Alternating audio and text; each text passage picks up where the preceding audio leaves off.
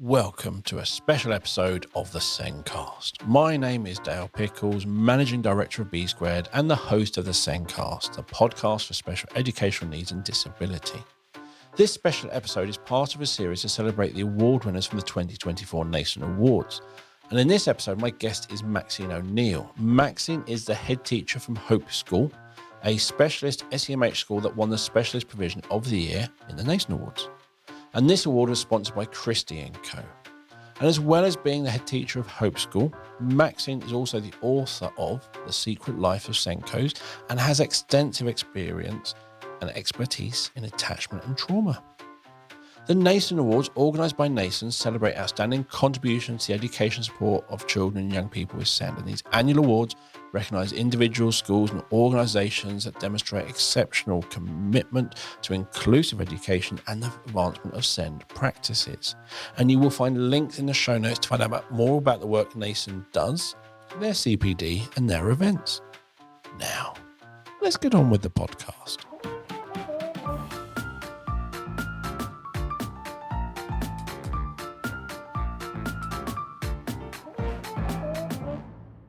In this week's show, Maxine O'Neill is here to discuss why her school won the Specialist Provision of the Year. Hope School was shortlisted because of their committed culture to considering staff as well as their students. They have created Hearts Programme, a trauma-informed project that supports 32 schools across Liverpool to be more trauma responsive in their policy and practice. They also work with parents to improve their mental health and well-being and have enriched this with the growing Stronger Together programme by trauma-informed consultancy services, TICS. Hope School is reflective in its CPD offer and external support. They do not believe in exclusion and ensure that children remain in school until they leave. Welcome to the show, Maxine. Hi, thank you for having me. You are very welcome. So, first of all, congratulations on winning the Specialist Provision of the Year. And let's get the very obvious, always asked question out of the way. What does the recognition mean to you? I think, we're such a small school in Liverpool who I think we think outside the box, and we've just got a phenomenal staff here. And I think for the staff to see that even on those tough days and those tough weeks, that it is recognised externally, that other people can see that the work we do has value. Yes, I think it's more that outward facing side. And sometimes, you can get the staff a box of biscuits or chocolates and okay, once they've gone, but actually that external recognition, it stays with you with pride, really. Because it is, I suppose, when you have a typical secondary school or primary school, you've got the SATs results, you've got the GCSEs, you've got the league tables, you know where you are and you can be very proud, etc., etc. You get all your results, everything makes you really proud. But when you get to a specialist school and you're not in a league table, or let's not mention if you are in a league table, how far down you are because of that's the way things. So it's, I suppose it is really nice to have that full-on external, actually recognition that what we do makes a difference. Yeah, I think like you say, as a special school, you're in a little bit of a bubble sometimes, and there are no schools similar to us nearby to even benchmark against. So actually having somebody external come say, you're doing something great here, and actually people can learn from you, really adds value. And I think we all go to work to have that value added. And what is that in special schools? It's really interesting, and it's really obvious with the industry we're in. Whenever I ask, what does it mean to you? It means nothing to you. It means to the team and the students, it makes that big difference because it means it's validating those decisions you're making, the effort you're putting in, and everyone's buying into the idea and the processes and the programs you're doing. Yeah, absolutely. So tell me about Hope School. So Hope School is an SEMH school in Liverpool. So we currently have 68 children on roll. So we're a really, really small SEMH That's school. not small. Trust me, that's not small. Everyone's got a big character here, even the staff. We haven't got any quiet children in the corners, all quiet staff. And we basically follow an attachment and trauma responsive approach. And it's interesting because when we started this journey back in 2014, people were like, my child doesn't have trauma, they don't have attachment difficulties. And actually, we've worked so hard and definitely have turned the narrative, particularly in our area of Liverpool, around we all have attachments and we've all had traumas. Now we start when I talk to parents about we've all had our first trauma, our birth trauma. that is a trauma. And when we unpick what that really looks like, it's huge. And changing the language and the understanding around those two words has been phenomenal. And so we used to be very behaviourist as a school. And I was listening to one of your podcasts the other day, a lady was saying about her time where she'd follow quite a behaviourist approach, and I really aligned with a lot of her story, really. I guess Katrina. Yeah, Katrina, yes, that's it, yes. And yeah, we were very behaviourist, and like I say, in 2014, we looked from a trauma-informed lens, and we've just never looked back, really. And I always say what I knew in 2014 was nothing, and actually phenomenally changed my practice, and what I know last year compared to now. And I think it's just having that connection. It's like even meeting yourself today, the more outward we're looking, even as a small school, the more that we're learning. So, our links with clinical psychologists and play therapists and music therapists just enrich our knowledge and understanding on a daily basis. And we buy in those professionals who speak directly to every member of the team, and they're getting that real quality CPD, not going off on a training course for 2 days. They're getting it in real time in their job, day to day, and making those real connections with real specialist people. And obviously, I could ramble on about hope all day. I'm so passionate about what we do as a school and the way we think differently about children. And I talk a lot about what it means to be part of Hope School, and the thing that pretty much every parent who crosses a threshold says, it's like a family. It's like you've come home, and there's this warmth as you enter the building. And we're fortunate we're in a new building. It's about 2010, but there is this warmth of connection that you have. And often when our children leave us, it's the parents that really struggle with that ending. And I think if you really enforce that there is a such thing as attachment by making them extremely attached to your school. Absolutely, yes. Yeah, we had one parent who left last year, and she came back to paint our fences on our playground after our child left. She's fantastic. So what age range is Hope School? So yeah, we're 5 to 11. So we've followed sort of the primary curriculum. We do offer, the primary curriculum offer just adapted to our children. And it's interesting because when you talk about trauma, we always think of the full-on extreme traumas, a loss in the family, unexpected, they're a refugee. You go to the headline kind of traumas, but there are lots and lots of traumas. Even losing a pet is a trauma, and how long you've known that pet, how you relate, lots of things impact the scale of that trauma. So it's easy to dismiss, well, I'm not a refugee, I've not had this happen, there is no trauma. But actually, there are lots of traumas, and even going from one school to another school can be very traumatic. I think that's often the core values, that the core thread that comes through a lot of our children and families is that school trauma. Like, rarely do we get a child in year one who we've noticed nursery reception, they're struggling, and we're going to move them on to an appropriate placement. Accessing that more fluid curriculum is a little bit easier for some of our children to access. And obviously when it becomes more formal, it is when often the difficulties arise. So often by the time children end up with us, it is because something hasn't gone well within a mainstream school, or in some cases 13 mainstream schools.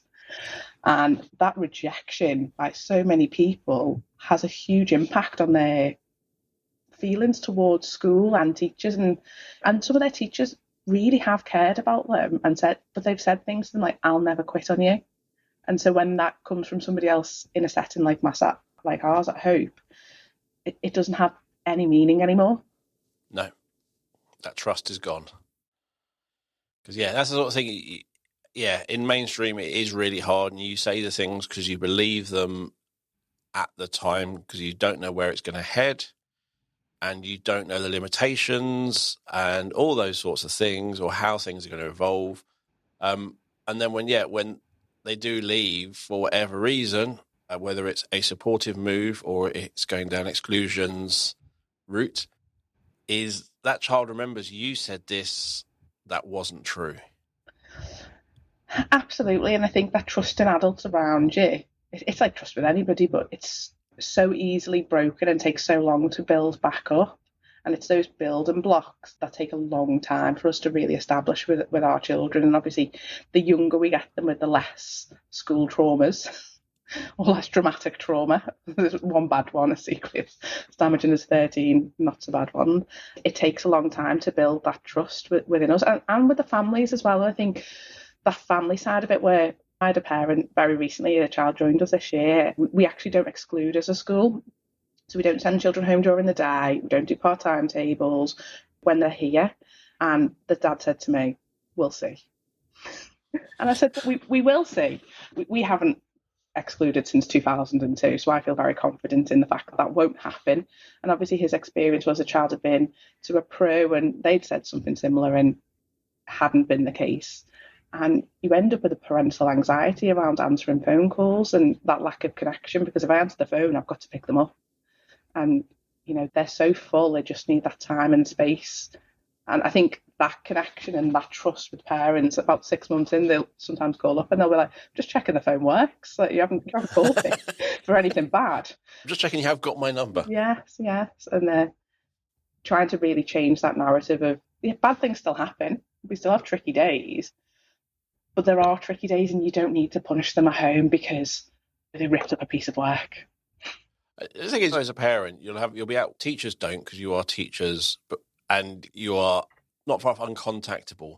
But when everyone in the office here gets that phone call and they see it's their child's school, they know that their day's finished. Yeah. Because generally they're ill, need to go home. There's probably been an injury. They might have to take them to the hospital just to check. All those sorts of things. And you know that when you receive that phone call, it's a negative phone call. And even if it is just your child ill, they're ill, your day is changing. But when you end up with a child where there are issues around behaviour, regulation, things like that, for whatever reason, because I've learned from many things that it's generally never the child's fault. It's things that happen to them, and it's how they perceive it and things like that. But when you're getting more of those phone calls, you just build up that negativity towards the school. And when you go through more schools, to finally get to that one at the end, which is going to make a difference, it's going to take you a long time to believe it's going to make a difference. No, absolutely. And I do think often we start on the back foot of the lack of trust, lack of belief in the words that we say. And then obviously sometimes we do have to deliver difficult messages, but actually it's a togetherness of that and saying, this is what's happened, this is what we need to do together. And maybe we need to have a chat together about a significant event, but it's done with, not to. But yeah, it takes a really long time. So you're a head teacher, so you generally have your feet up, which is why you've had time to write the Secret Life of SENCos. Yes. How did you find the time? I'm not very good at doing nothing, I've established. So I actually have psychological supervision, and my supervisor's action for me pretty much every time I see her is to do less and slow down. But I think around the book, my favourite role I'd ever had was being a SENCo. It was always my dream role, actually, was being a SENCo. That I think SENCos are the most important person in a school. And I think you can have a great school that falls apart with a rubbish SENCo, and I think you can have a rubbish school that's really pulled up by a great SENCo. And I really feel strongly about that. And I think in some schools, there's this lack of pride of the role of a SENCo. And I do feel like real pride about it. And so I wanted to see how their role, particularly more in the mainstream sector, was really important in the conversation around exclusions and inclusion. And I think often when it comes to exclusion, it sometimes skips the SENCo and goes straight to the head teacher. And actually, that role is so important. It's been part of the journey. And then we have a significant incident and then it just leapfrogs them and goes to the head teacher and their voice is not always heard. So I think that was the motivation behind the book. Nice. I look at writing a book. I think about people go, I write a book. And I'm going, I haven't got the time or the energy. And also I could not fill a lot of pages with what I would write. It would be going around in circles. So I'm never going to do that. I obviously had a co-author. He's got a number of books and is very good for managing deadlines. So it was like, by this date, you're going to send me this many pages. Because obviously it was my first book. And I found that really helpful, actually. I like the crunch of a deadline. It really, really fills up my cup. Yeah, if I like a deadline, if I give myself a deadline, I know it's my deadline and doesn't matter. If someone else gives me a deadline, then it matters. Absolutely. Part of the thing you do at Hope School is you created a program called Hearts. Yes. What's Hearts? So, Hearts, I'll tell you the acronym and what it stands for first. So, It stands for holistic thinking, empowering the school community, aspirations for every pupil, relational focus, trust and safety, and shared purpose. And it's a project around trying to make more schools, primary, secondary, special, work from an attachment and trauma informed lens.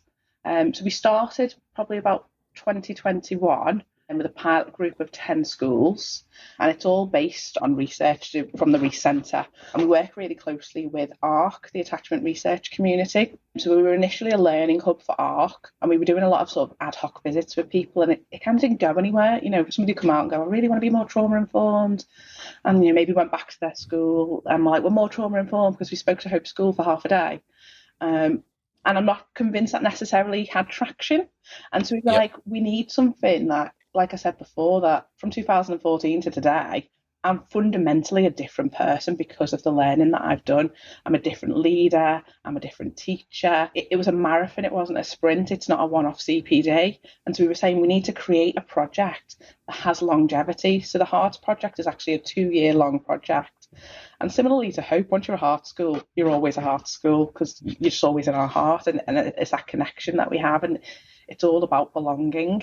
And so basically there's a number of elements to the project. So the first one is every school has an audit. We go out to the schools, we speak to the whole leadership team. Hopefully that includes the SENCo around where are they up to with different parts of psychological safety and different elements. And from that, they have areas of strength and areas of development. And from that, we come up with a bit of an action plan.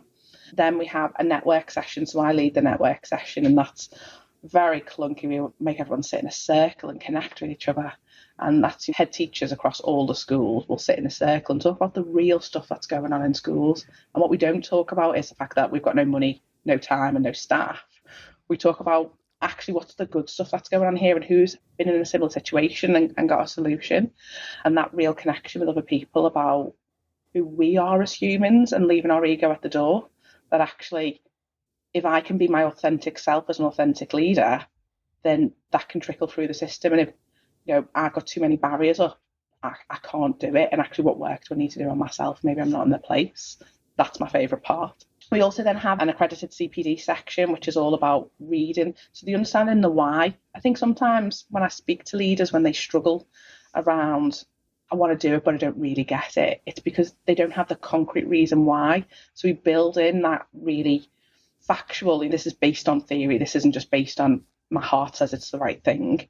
And then we also have psychological supervision built in. So actually the staff taking the time to really reflect on their journey, their school's journey, and they also are psychological formulation. So there might be an issue in school where you'll say, year 4 is just falling apart. What's a solution? We get all the year 4 staff, some senior staff, anyone else who's involved, and we sit round and we say, let's hear the problem. And then the supervisor brings it together and goes, these are the streams, and we're going to look at this stream first. And we're going to unpick that. And we're not going to change a problem overnight, but maybe we'll stop spitting for this week. And then next week we're going to work on something else. And it's about showing them that what we're not going to do is change the child. We're going to change the environment around them, and that will reduce some of those behaviours. And I suppose the best thing about the project is we actually have a huge launch event. So about 6 to 8 months into the project, we have a big conference. So last year we had 1,200 people, every member of staff from all the schools in that cohort. And that's site staff, your caretakers, your office staff, anyone who's going to speak to a child is in that room. The purpose of that is just winning hearts and minds. And it really, people leave that and they're like, why was I so behaviourist before? They don't know what to do. We haven't told them what to do. But we've told them to think about what they've always done. And that's really the big push for schools to go around, now take the leap and do something different. And in the background, we work on policies and procedures and all of those things as well. We have like little side groups for that. But it's that big launch event where the staff are going, we can do this. And that momentum doesn't carry on forever, but it's a big launch pad for them to make the change. And if you're listening to the term behaviourist and going, sorry, what are you on about? As Maxine said, did a podcast not long ago with Katrina on my journey with behaviour. And she became from a very much behaviourist, which is that traditional, be a very strong authoritarian person, and they will respond and respect you, to actually that doesn't actually work. Be human, be vulnerable, be approachable, and treat them like humans, realise they've gone through stuff and that behaviour isn't them. It's because things that happen to them. it's completely changing your mindset. And generally, it's not the child who has to change. As you said, it's the environment and the people around that child who have to change. No, absolutely. And I think that the misconception, which I think is the biggest fear, particularly for senior staff, is they think it's fluffy. They think this approach is fluffy. And when you look at any psychological model, you've got to have the safety first. And if you haven't got safety, you can't connect. You think, if I've just been in a car crash, I'm not going to try and connect with the person I've had a car crash with them. I don't feel safe. It's not safe in that situation. I've got to have that level of safety first. And it's not a fluffy approach at all. No, it's not. But I think it is that behaviourist approach is like how our parenting does when we were young. So we have all this evidence going, this is how you deal with behaviour. This is what you do. And you think of your teachers when you were, everything tells you this is the way. But we've learned it's not the way. But the problem is, I think it's so ingrained, and there isn't a nice, simple, these are the 5 steps to doing another method. It depends, but it works. It depends who you are and depends where they are. The two individuals are meeting based on your kind of connections. I think the analogy I often give schools when I talk about this, and I do often reference how we were parented, it isn't necessarily how we would parent, but I always reference water. And I think when you look at the older generations, the concept of a water bottle is baffling. And you think most parents now wouldn't leave the house without a water bottle for their child. Yep. Fundamentally, as humans, we haven't changed. We still need the same amount of water. We just didn't know what we didn't know. And we didn't have bottles were existed, they were an invention. We just chose not to use them at that time. And now everybody, you see someone without a water bottle, a child in soft play, you think they've really messed up today. And it's just, we just know a little bit more now. What's interesting is I used to have so many migraines from maybe halfway through primary all through secondary because I wasn't drinking. My fluids were low, and it took me years to work it out because I then had my freedom and I could drink as much as I want wherever I was and things like that. And I did.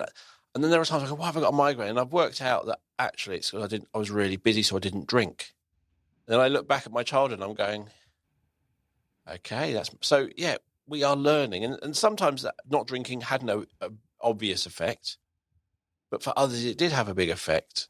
But yeah, we've learned and we've changed. But I always say, as my parenting is, I say to my daughters, I don't know how to parent. I know how not to parent. I think it is the most important job you do, and you get no training for it. Yes.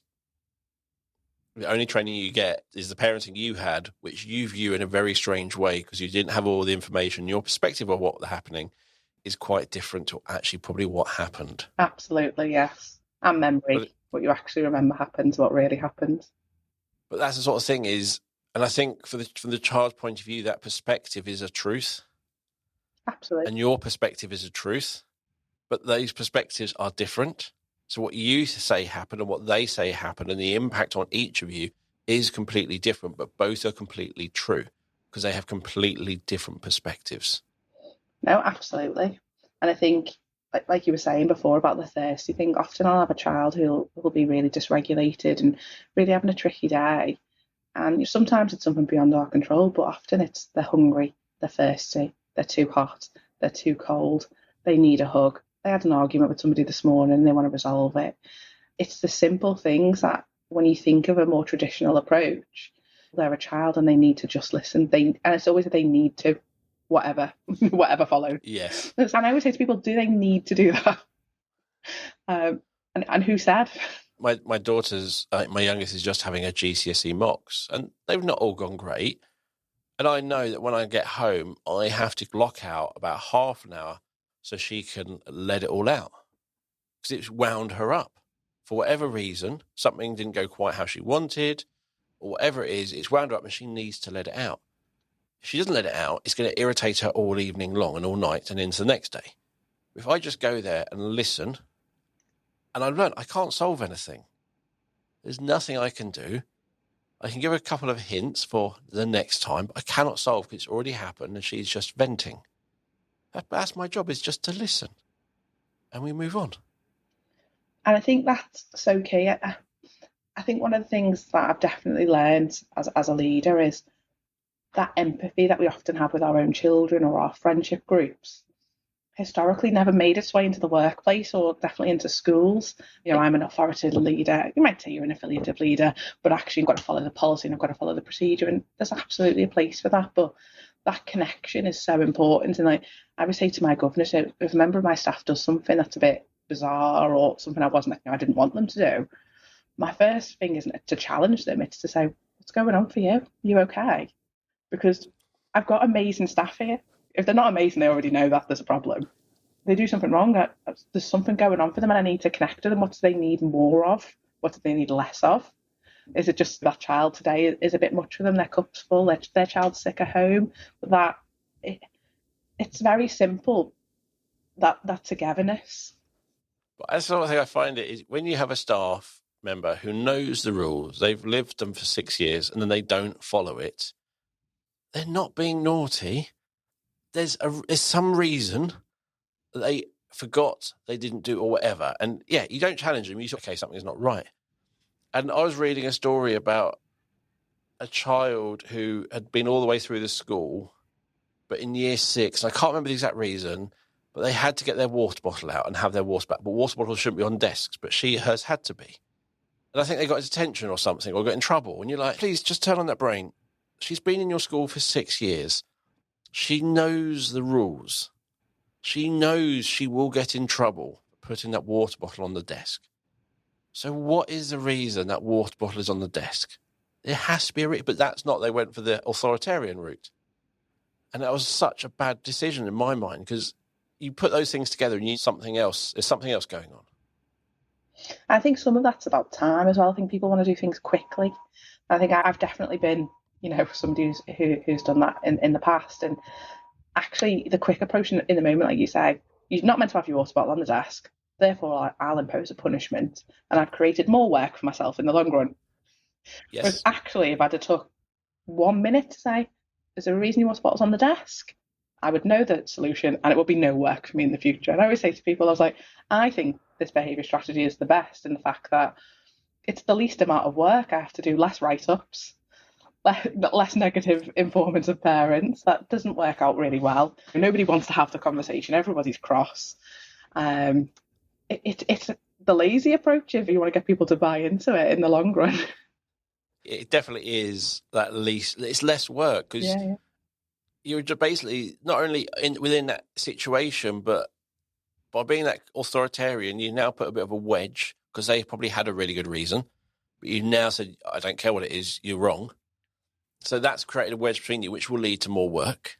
Whereas the other way is actually you've built that relationship better. So when they do have a difficulty, they are going to maybe not lash out as much because they're going to see you as someone who cares for them and listens. Absolutely. They see it as a place of safety, don't they? And I think the same with staff. I've had staff that have called in sick and said, oh, I've got a migraine or I've got vomiting and diarrhea, but actually it's from stress and I'm stressed about this thing.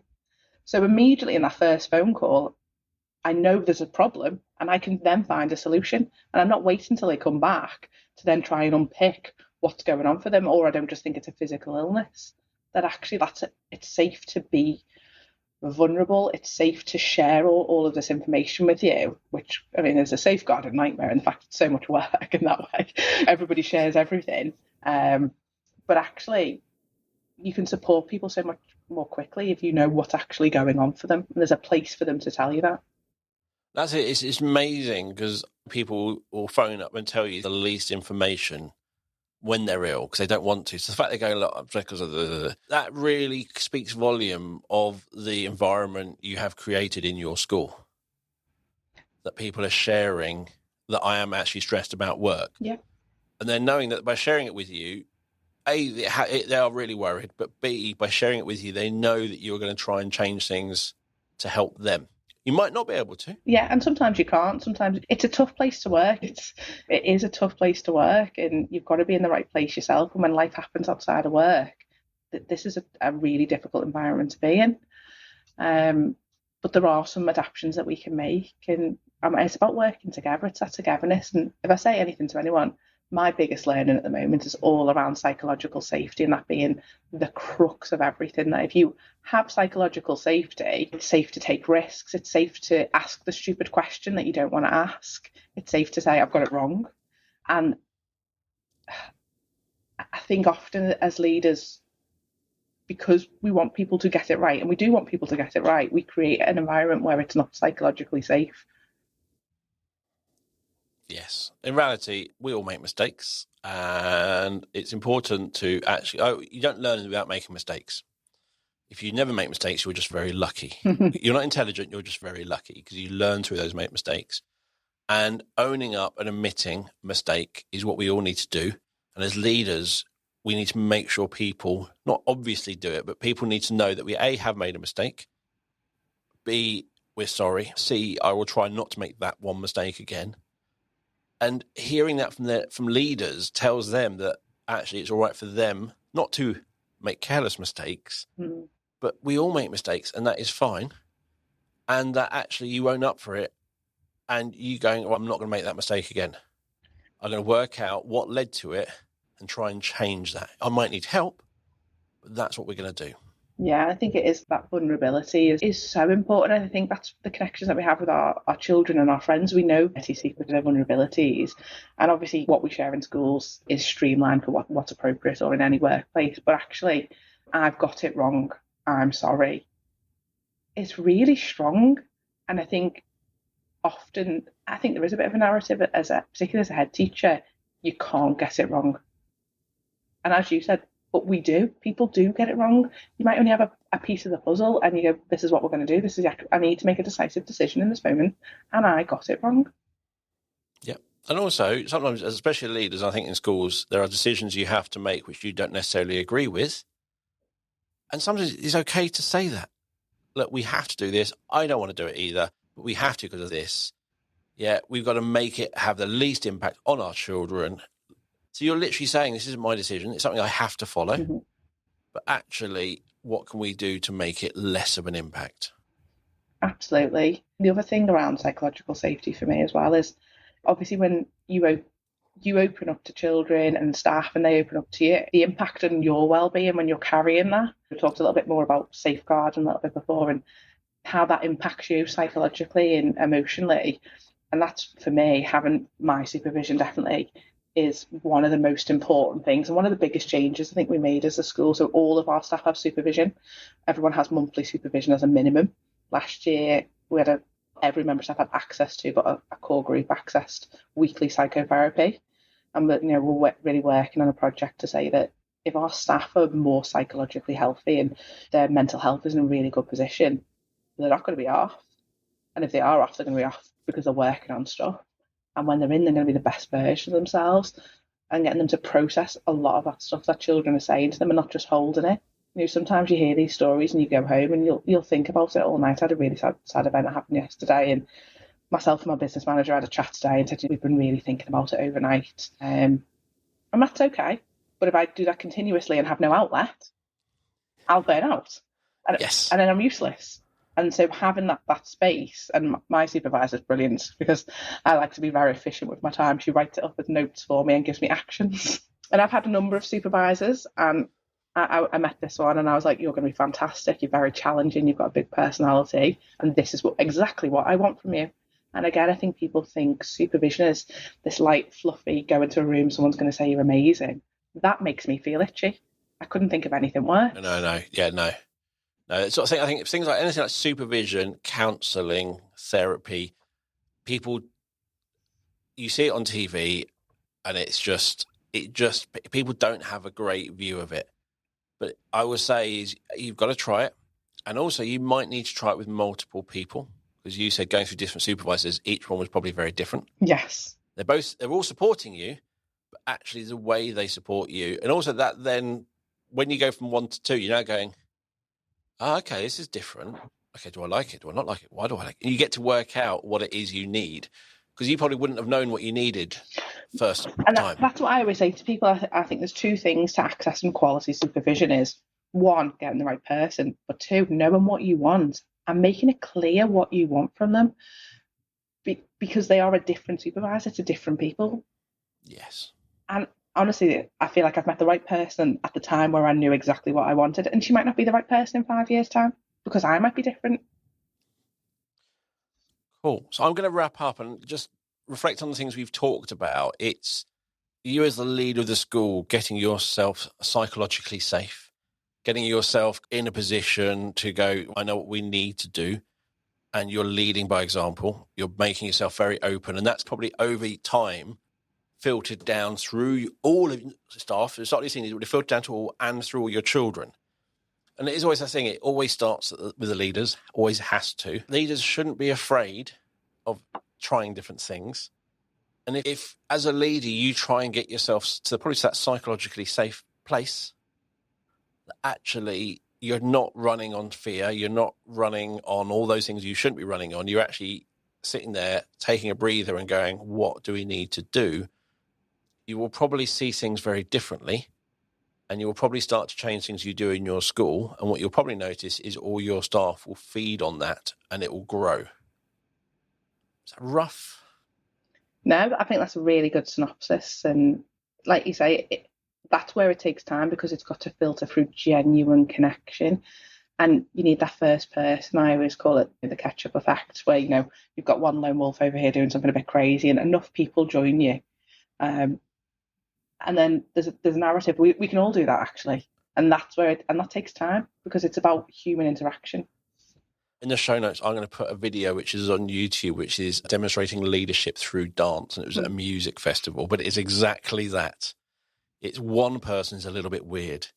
When the second person joins, that's when the real power hits. And then more join, and then it turns into a big movement. But it's not really about a person. It's about the idea of listening. In this situation, it's about listening and being safe and being open. And that passes through people, because they can see, actually, this person is responding to me differently. Actually, it's probably the response I need and want. And it's making me feel safe. Absolutely. And that grows. Mm-hmm. So thank you for coming on the show today. And you'll find links in our show notes to find out all about Hope School, the work they do, and the Hearts program. And I'll also throw in that Leadership Through Dance video. It is quite entertaining. And you'll find the show notes wherever you listen to the podcast, and also on our website, which is thesencast.com. So thank you for listening to the show. If you want to get in touch, let us know your thoughts, suggest topics or anything else, please message us on social media or send an email to hello@thesencast.com. The Nasen Awards, organised by Nasen, celebrate outstanding contributions to the education support of children and young people with SEND. These annual awards recognise individual schools and organisations that demonstrate exceptional commitment to inclusive education and advancement of SEND practices. Nasen, the organisation behind the Nasen Awards, is a charitable organisation that supports children and young people with SEND. And Nasen's goals include influencing government policy, providing information, training and resources to support practitioners, and contributing to the debate and affecting change to improve outcomes for children and young people. And you will find links in the show notes so you can find out more about the work Nasen does, their CPD and their events. So thank you for listening. We'll be back next week with another episode of the SENCast. It is goodbye from me. And goodbye from me. Bye, everyone.